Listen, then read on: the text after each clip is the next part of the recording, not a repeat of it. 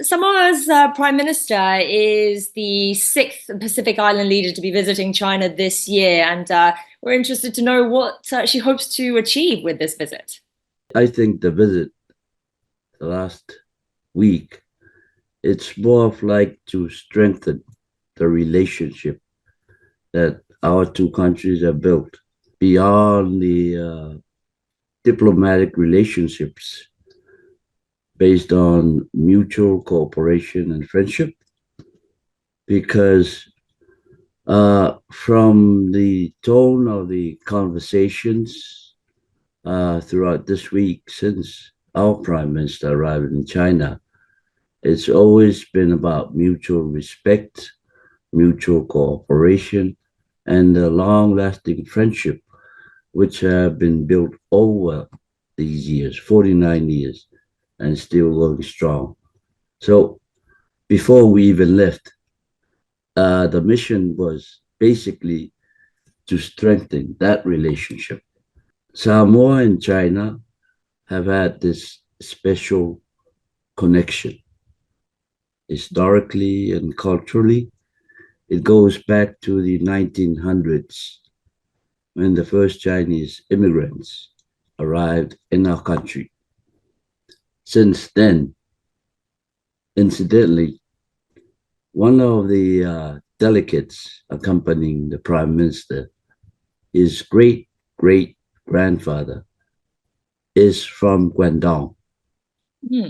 And he was among the first immigrants to have arrived in our country. Today, we have fourth and fifth generations. He is presently the Deputy Registrar of our National University. His late uncle, Papali'i Nikoli Hang, was a former Minister of Finance for our country. So culturally, that gives you sort of a picture of this special relationships between our two countries. So it's not about achievement. It's about maintaining and just strengthening the relationships that we have built all these years. And as you say, 49 years of relationship. And so next year would be the 50th anniversary of ties. That's a big moment. What are some expectations of Samoans on future cooperation? It would be unfair for me to say expectations. But I think it's safe to say from the track record of Chinese assistance through this diplomatic relationship, it's been astronomical for my country. When you're talking about working together, for Samoa, our education sector has benefited greatly.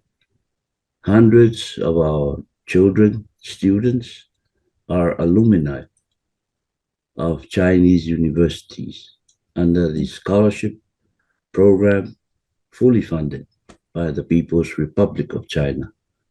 And many of them are working in the public sector and in the private sector.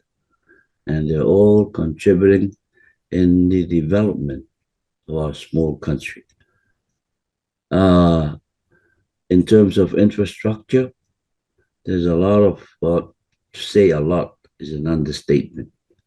A number of new schools have been built, funded by China, and it's out in the villages, the rural areas, where it's most needed.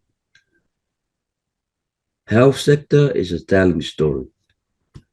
Medical experts from China have been dispatched, and they have sacrificed their time to be in our country to share their valuable expertise with our medical practitioners. I can recall in our country's darkest hour when the COVID-19 took everyone by surprise. China, along with our development partners, Australia, New Zealand, Japan, the UK, came to our help. And that's something that's hard to forget for us Samoans. Agriculture also, hundreds and hundreds of farmers are benefiting from a program where Chinese agricultural experts are actually staying in Samoa to assist our agricultural sector. So in saying that, the expectations for me as a citizen is high. I'm looking at the more assistance we get from China, it will help greatly with the development of our country as a whole.